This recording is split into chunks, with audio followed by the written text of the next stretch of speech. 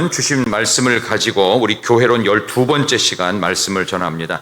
그리스도인의 패션 완성, 그리스도인의 패션 완성이라는 제목으로 말씀을 전하겠습니다. 유명한 패션 디자이너 중에서 남자분입니다.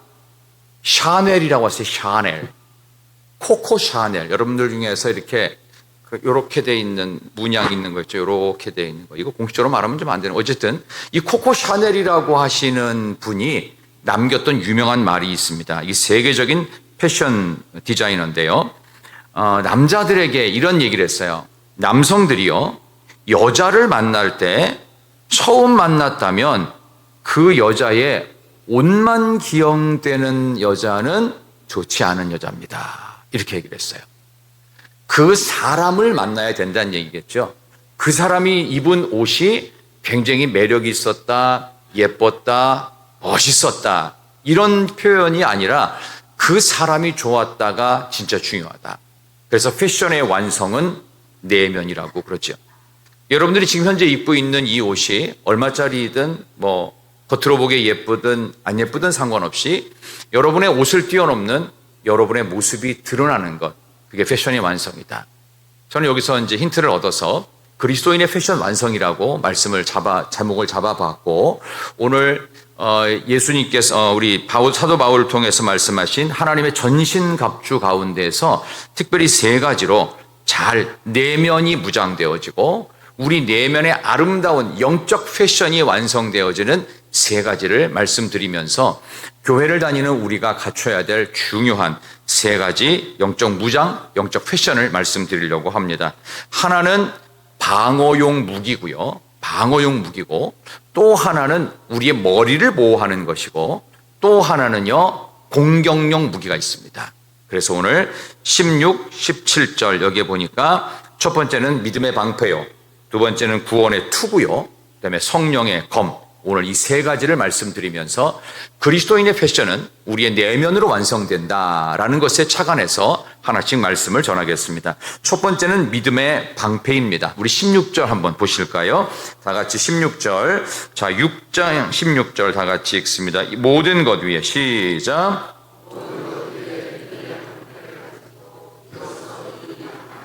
모든 불화살을 소멸하고. 아멘. 자, 믿음의 방패, 이거는 분명히 방어용 무기입니다. 물론 방패로 적군을 때려눕힐 수도 있겠지만 어쨌든 방패는 방어용 무기입니다. 고대 전투에는 이 방패가 두 종류가 있습니다.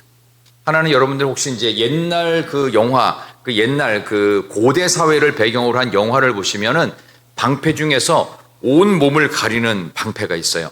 혹시 전투경찰 출신이신 분들은 아실 텐데요.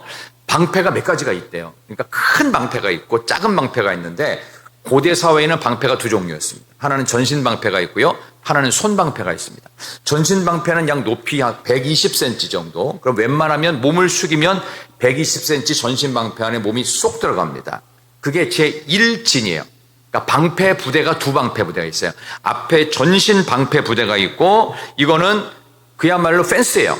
상대가 어떤 공격이 있을지라도 그 상대에서 불화살 같은 거 쏘거든요. 그러면 제1진 전신 방패에서 다 맞아가지고 뒤에 있는 군인들에게 피해가 안 가도록 하는 이 전신 방패가 하나가 있고, 근데 이게 워낙 공격이 거세지다 보면은 이 전신 방패 제1 방패 부대가 무너지는 경우가 있어요.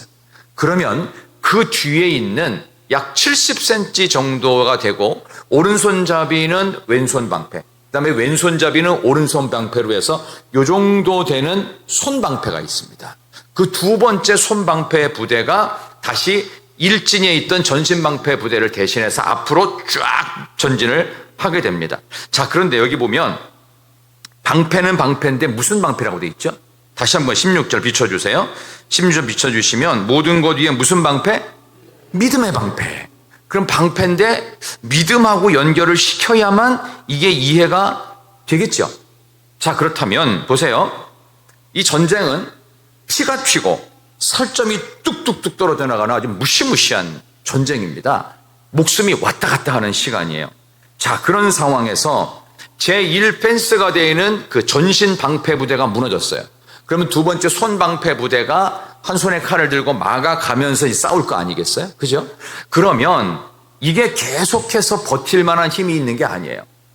어느 정도 시간이 되면 아무리 힘이 센 군인도 이 방패가 어디를 가릴까요? 여러분들이 뭐 이거 고대 전투를 안 해봐서 모르실 텐데 문헌에 보니까 이렇게 돼 있어요. 이 방패로는 반드시 어디를 가려야 될까요? 어디요? 그죠? 심장 당연히 가리죠. 그러니까 70cm면 심장 가리고 위로는 어디까지 가려야 될까요? 심장부터 위로는 어디까지? 70cm면은 이만큼 가리나요? 저는 얼굴이 길기 때문에 다 못 가릴 것 같은데 여기서부터 반드시 턱을 가려요. 턱하고 코끝선까지 가립니다. 근데 왜 여길 가리냐? 코나 이 입이 부서져도요, 사람은 큰 지장이 없대요. 싸울 수 있대요. 근데 결정적으로 다치지 말아야 되는 부분이 어디냐? 중추신경이 지나가고 있는 몸의 부위가 어디냐면 턱입니다. 그래서 어퍼컷 턱을 맞으면은 한 방에 다운됐죠. 왜? 중추신경이 한순간에 이렇게 딱 멈춰서 기절시키는 거예요. 아파서가 아니에요. 중추신경을 세게 건드리는 게 턱입니다. 턱. 그러니까 그 싸움을 하실 때, 뭐 싸움을 여러분이 없겠지만 싸움을 하시면 턱 한 방 날리면 뻗을 수 있다. 그러니까 왜 급소가 여기 있어요.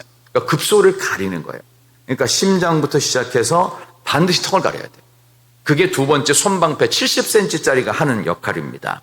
자, 그런데 이게 계속 가리고 있다가 전쟁이 극렬해지고 시간이 자꾸 경과되면 이 힘이 점점점 빠지겠죠. 그러면은 가슴을 가리고 턱까지 얼굴 코끝까지 가렸던 이 방패가 밑으로 축 처지게 됩니다. 이것을 낙심이라고 말합니다. 헬라어로 이 가드가 내려간다. 두 팔이 힘이 빠져서 늘어진다. 그래서 급소 부위가 노출되어지기 시작한다. 그것을 낙심, 마음이 떨어진다라는 뜻이죠. 낙심, 떨어질 낙자다, 마음 심자. 그렇죠? 그래서 우리의 마음이 낙심되었을 때는 나를 방어해 줄 만한 것들로부터 나를 보호할 수 없는 지경에 이르렀다. 그래서 낙심이라는 단어는 군사 용어입니다. 그래서 낙심을 하게 되면 제1진 전신방패 부대 무너졌지만 본인은 본인을 살릴 수 있는 70cm짜리 손방패도 어떻게 해요? 힘이 빠지면 낙심하게 됩니다. 버틸 힘이 없으면 낙심하게 돼요. 그때 우리가 가져야 되는 진짜 방패가 남았습니다. 그게 바로 믿음의 방패입니다. 아시겠죠, 이제? 그래서 실제로 로마 군인들 또 그리스 헬라 이 전쟁 역사에 보면은 제1진의 전신 방패 부대와 제2진의 가장 기본적인 칼과 방패로 무장한 손방패 부대의 이 흔적 속에서 여기 사도 바울은 믿음의 방패라는 말을 직접 쓰면서 이것은 공격용 무기가 아닌 방어용 무기다. 이런 것을 알 수가 있습니다.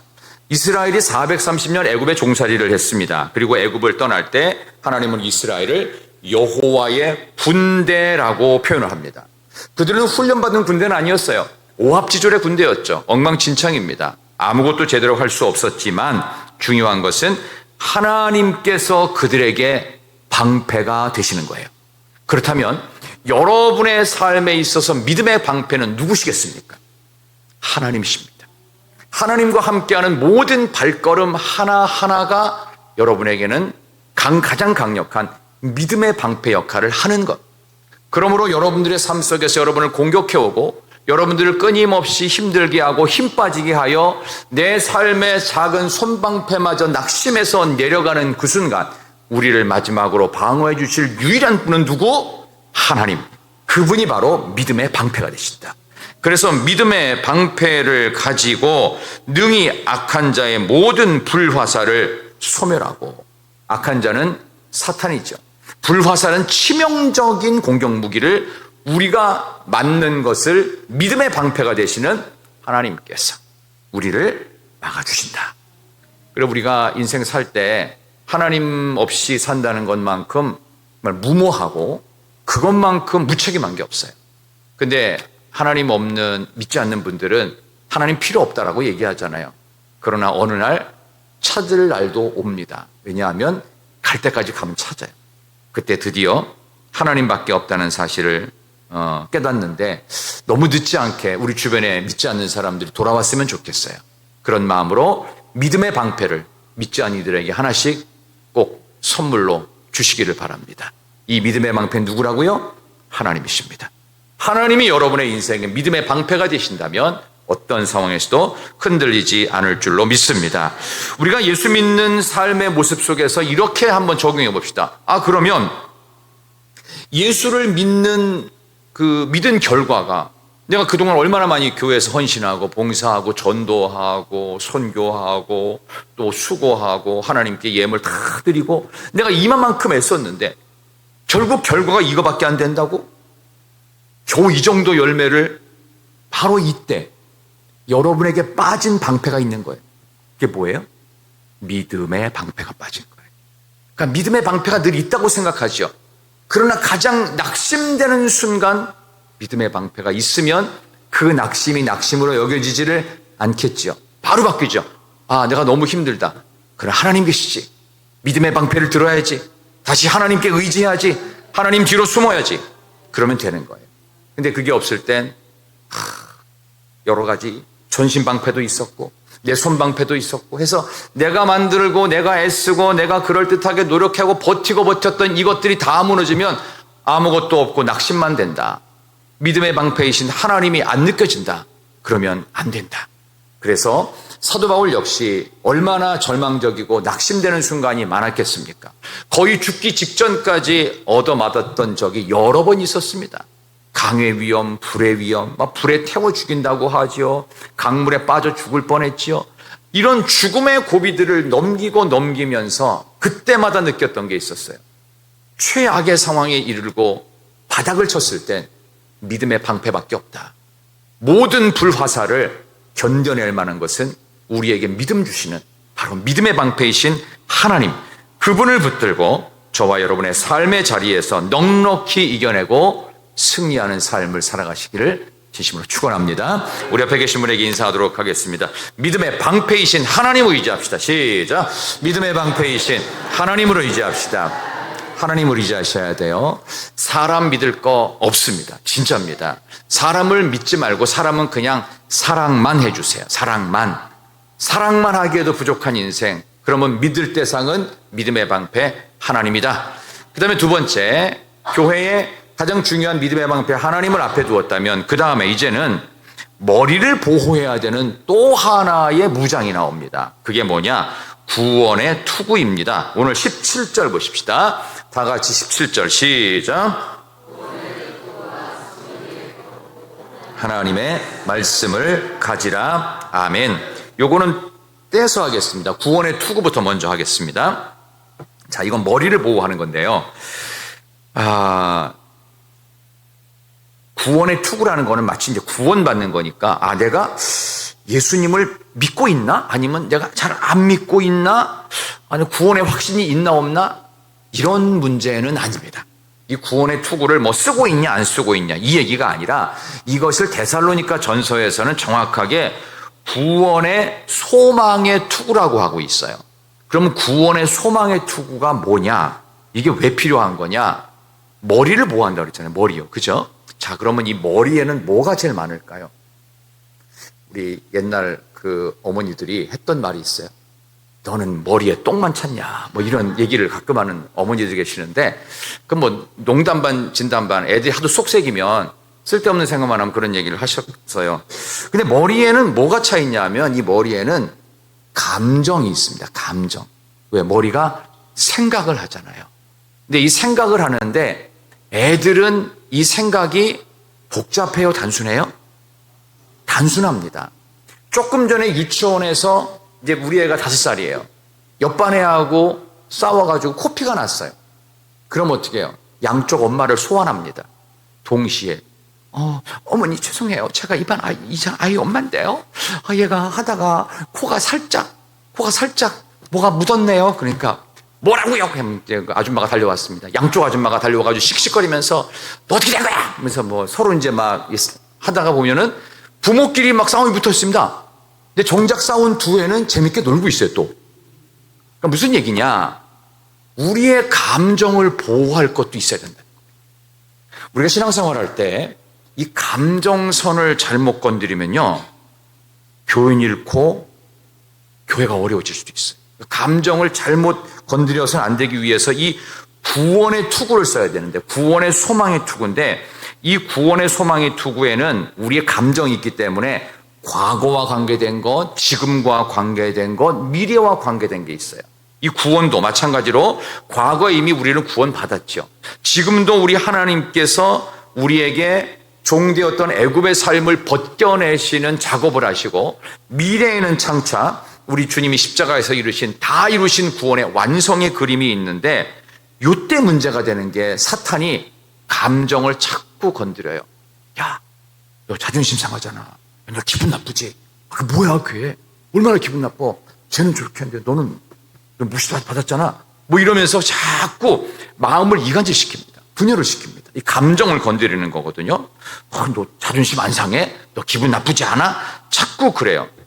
근데 하나님은 참 놀랍게도 벨도 없으시고 자존심도 없으신지, 하나님은 절대로 감정에 휘둘리고 있는 우리를 포기하신다, 안 하신다? 포기 안 하십니다. 왜? 못 하시는 거예요. 이것 때문에, 십자가 때문에. 십자가에서 죽기까지 죽음의 값을, 생명값을 치르고 샀기 때문에 포기할 수가 없는 거죠. 우리 어머니들은 다 출산의 경험이 있어요. 그러면 출산의 경험을 통해서 애를 낳을 때 어떻게 낳아요? 애를 낳을 때 어떻게 낳아요? 순풍. 어떻게 낳아요? 목숨을 걸고 낳는 겁니다. 전신의 뼈마디가 다 분해되는 듯한, 저는 모르지만 그런 느낌을 갖고 낳기 때문에 이 아이는 내 생명인 거예요. 나 자신인 거예요. 그러니까 내가 기분 나쁜 건 괜찮아요. 근데 우리 아이가 어디서 기분이 상해 돌아오는 거는 못 참는 거예요. 그 정도로 하나님이 우리를 포기하지 않으신다. 근데 우리가 감정에 쉽게 휘둘릴 수가 있나요, 없나요? 있습니다. 그럼 그거를 보호하는 게 뭐예요? 구원의 투구. 근데 구원의 소망의 투구예요. 감정에 휘둘리는 인생 되지 말고 뭐 하라는 거예요? 하나님에 대한 소망을 붙들어야 된다. 그 얘기입니다. 그래서 우리가 신앙생활을 하면 사람들과의 관계성이 있습니다. 그러다 보면 꼭 감정 때문에 힘들어 하시는 분이 있어요. 저 사람이 나를 째려봤다든지, 내가 하는 말에 대꾸를 안 했다든지, 인사를 하는데 인사를 안 받았다든지, 별것도 아니에요. 엄청나게 남북 통일 문제도 아니고, 국제 외교 이런 문제도 아니에요. 그것도 아니고, 그냥 개인적인 감정의 문제인데, 나를 대하는 태도가 삐딱한 거예요. 이제부터 쟤는 왼수가 되는 거예요, 그때부터. 감정에 휘둘려가지고. 바로 이런 것들을 구원의 소망의 투구로 보호를 하는 거예요. 보호를 해요. 우리는 감정에 휘둘리는 사람이 아니라 하나님이 주시는 소망을 품고 사는 존재다. 하나님도 감정으로 나를 대하지 않으시고, 하나님 십자가의 은혜로 나를 대하시고 우리에게 소망을 주십니다. 자녀를 향한 소망을 여러분들은 포기하지 않으시죠? 그러면 우리 옆에 있는 성도들을 대할 때 기분 상할 수 있는 순간이 올 수가 있습니다. 그때마다 어떻게 돼야 될까요? 주님의 마음으로. 주님은 내가 포기하고 싶고 내가 넘어져서 바닥을 경험하는 그 시간과 횟수보다 딱 한 번만 더 우리를 일으켜 세워주시고 소망을 주세요. 그래서 우리는 아직 못해 먹겠다. 이제 손 놔야지. 그냥 더 이상 안 해. 그냥 그만둬. 이제 치워버릴 거야. 라고 했을 때 한 번 더 주님이 나를 소망의 투구로 일으켜 세우십니다. 그러므로 우리가 해야 될 가장 중요한 일, 우리의 머리를 보호해야 됩니다. 감정에 휘둘리는 존재가 아니라 하나님께 더욱 소망을 두는 존재로. 주님이 나를 참아주셨듯이, 저 사람이 나를 대하는 저런 좀 예의 없는 태도가 내가 꼭 누군가를 대하는 태도는 아니었을까, 이런 마음을 가지시고 소망이신 하나님을 다시 한번 붙들고 구원의 소망을 투구를 쓰는 여러분 모두가 될 수 있기를 진심으로 축원합니다. 하나님께서 여러분과 함께 하시기를 소망합니다. 옆에 계신 분에게 격려 인사를 한번 하도록 하겠습니다. 당신 때문에 그저 감사할 뿐입니다. 한번 인사합시다. 당신 때문에 그저 감사할 뿐입니다. 감사할 뿐입니다. 그렇게 쌩하고 있어도요, 천국 가서는 그 모습 못 보여줍니다. 그러니까 지금 이 모습대로 안 가요. 천국 갔을 때는 억지로라도 얼굴을 잡아 뜯어내십니다. 이렇게. 그래서 입을 다 찢어가지고 그래서라도 웃게 만드실 거거든요. 지금 요 모습이 끝이 아니에요. 아직 멀었어요. 그래서 이 성질머리 못 고치잖아요? 그럼 미안하지만 더 오래 살아야 돼. 좀 더 오래 살아가지고 어떻게 해요? 더 좀 험한 꼴을 많이 당해서 아이고 이제 웃어야지 이라고서 이제 가는 거예요. 이제 가는 거예요. 천국에서 이제 약간 다른 모습 만나겠죠. 왜냐하면 하나님은 포기 안 하십니다. 우리는 자존심 세우고 뭐 세우고 해가지고 그냥 어떻게든지 뭘 하려고 하지만 하나님 그 사람을 더 오래 살게 하세요. 그래서 이 꼴 저 꼴 더 많이 보게 하세요. 그래서 아유 안 되겠다. 내가 이제 더 이상 힘도 낼 수 없겠다. 이제 그러면 그제서야 조금씩 꺾여요. 그래서 조금 건강이 오래되신 분, 건강이 좀 좋으신 분들 있죠. 그러면 좀 더 많이 살 겁니다. 왜 많이 살까요? 하나님이 그 사람을 꺾으시는 거예요. 그게 진짜 굉장히 큰 또 영적인 비결인데 또 그렇다고 해서 뭐 빨리 돌아가시라. 이게 또 좋은 것도 아니에요. 왜냐하면 우리 중에 이렇게 괜찮은 사람이 별로 없어. 그러다 보니까 제가 은퇴하고 나서도 한 30년은 더 사실 분들이 많아. 그러니까 너무 걱정하지 마세요. 우리 빛된 가족 앞으로 한 번만 더 50년 더 사시기를 축원합니다. 50년 더 사셔야 돼요. 앞으로 50년 더 사시면, 그렇죠? 정말 그렇습니다. 앞으로 더 건강하게 사시길 바라요. 제일 마지막으로 이제 공격용 무기 남았습니다. 이거는 성령의 검입니다. 자, 17절 끝인데 17절 한 번만 더 읽으십시다. 구원의 투구와 시작. 말씀을 가지라. 아멘. 성령의 검인 하나님의 말씀. 여러분, 검이 뭐 하는 거냐면 잘라내는 거잖아요. 그죠? 잘라내요. 그죠? 이게 무기로 쓰이면 사람의 팔도 자르고 무시무시하게 목도 자르고 막 그렇죠. 배도 푹 찔릴 수 있고 그죠. 그만큼 이게 살상용 무기인데 뭔가를 확실하게 잘라버리는 거죠. 그렇다면 이 맨 마지막에 있는 공격용 무기인 성령의 검은 도대체 뭘 잘라내는 것일까요? 뭘 잘라내야 될까요? 조금 전에 말씀드렸던 감정선을 건드린다고 그랬잖아요. 구원의 수구, 구원의 투구, 소망으로, 하나님의 소망으로 이 감정을 어떻게 해요? 소망으로 바꿔야 되는 건데 바로 이 부분입니다. 자기 연민이라는 감정선을 자르는 겁니다. 그러면 자기 연민 아니면 이걸 잘라내면 뭐가 될까요? 사랑입니다. 진짜 사랑은 자기 애에 연연하지 않습니다. 애 같은 모습이 없어요. 진짜 사랑은요, 우리의 삶 속에서 늘 더 큰 걸 생각해. 그리고 나만 생각하지 않고 남을 먼저 생각합니다. 우리 한국 사람들은 감정적이에요? 이성적이에요? 맞습니다. 정답입니다. 그 누구도 이성적이지 않습니다. 거의 다 감정적입니다. 얼굴에 써 있어요, 다. 안 보여도 나는 감정적 이마에 딱 써붙이고 다녀요. 저는 여기에 4개 들어가거든요. 이마에 이렇게 4개 딱 걸을 수 있어요. 이 정도 넓은 사람이 흔치 않은데 여러분들은 참 독특한 목사를 만나고 있습니다. 이마가 넓은 사람은 대인관계가 좋습니까? 이마가 넓으면 대인관계가 좋다. 맞습니까? 틀립니까? 맞을 때도 있고 안 맞을 때도 있어요. 잘해주는 사람하고는 잘 지내고요. 못해주는 사람하고는 만나기 싫어요. 감정의 기질이 풍족한 민족에게 성령의 검은 이 감정선을 자극하는 사탄의 속임수를 잘라내야 됩니다. 그랬때 말씀이 필요한 거예요. 말씀의 검으로 잘라야 돼요. 그러니까 내 생각으로 이 감정선을 자르는 게 아니고 말씀으로 잘못된 생각, 부정적인 생각들, 사탄이 심어주는 생각들을 잘라야 된다.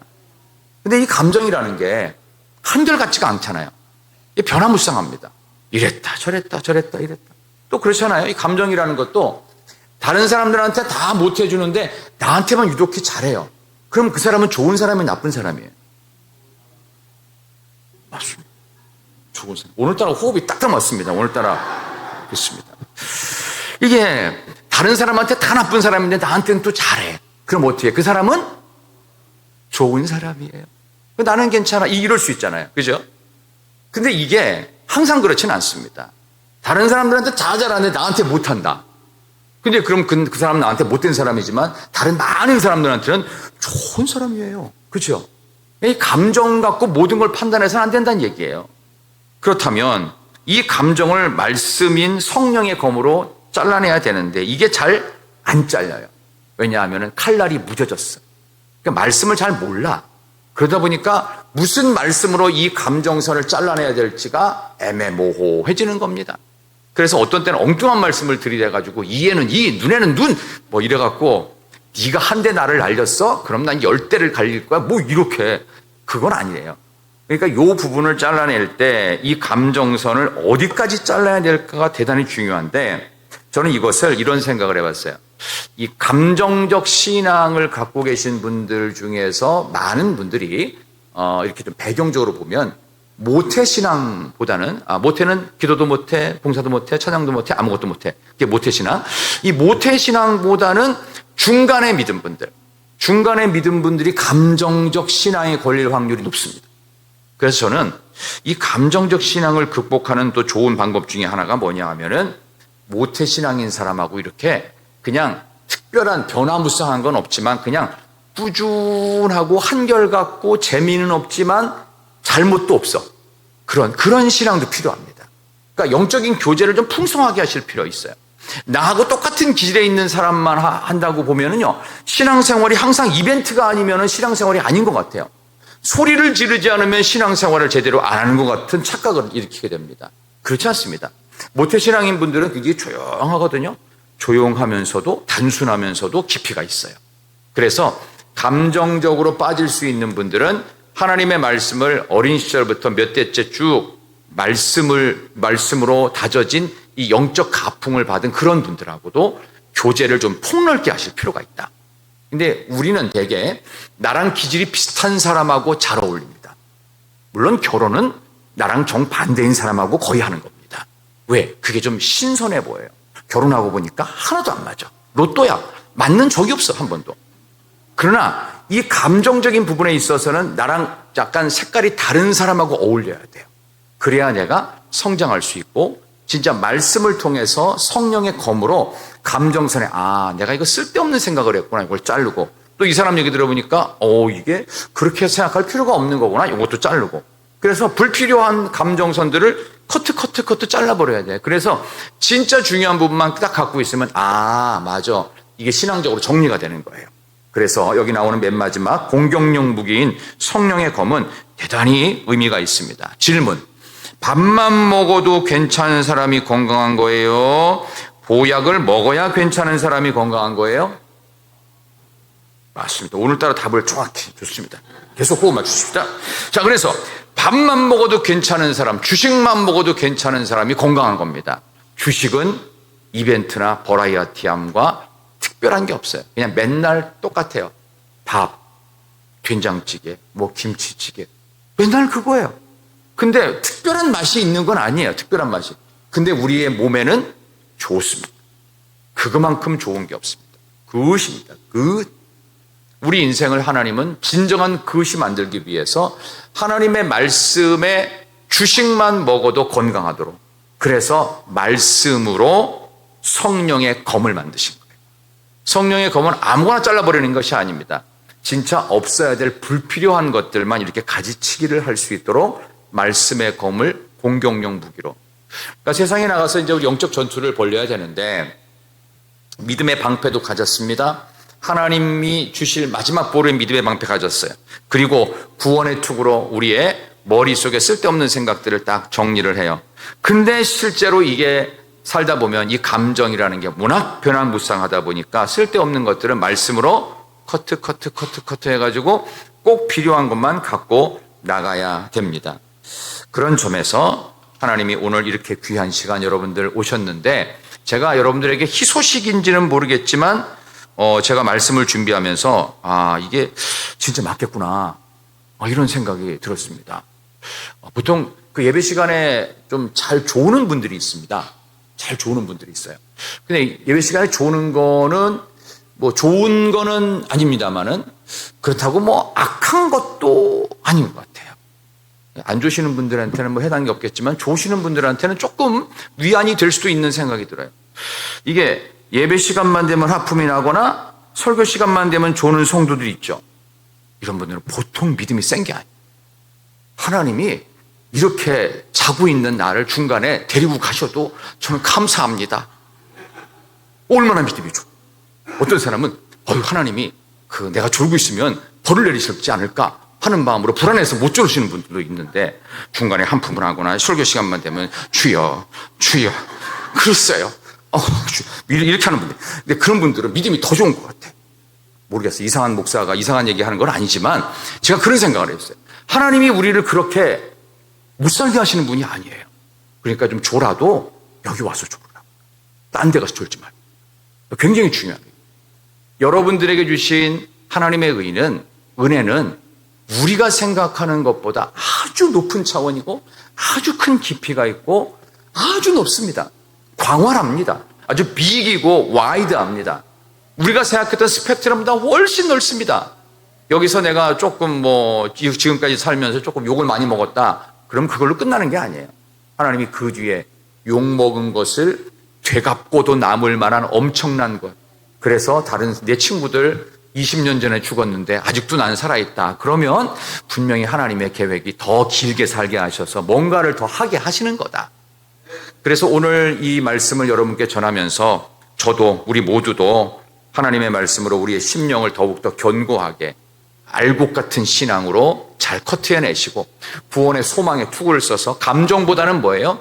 하나님께 소망 두는 인생으로, 그리고 우리의 삶 속에 외부적인 1차 우리 전신을 가리는 방패가 사라지고, 두 번째 개인적으로 준비했던 나만의 능력으로 지혜로 갖고 있는 손방패도 사라졌을지라도, 우리의 삶 속에 어떤 보호막이 없을지라도 하나님이라는 믿음의 방패가 우리의 삶에 있음을 믿습니다.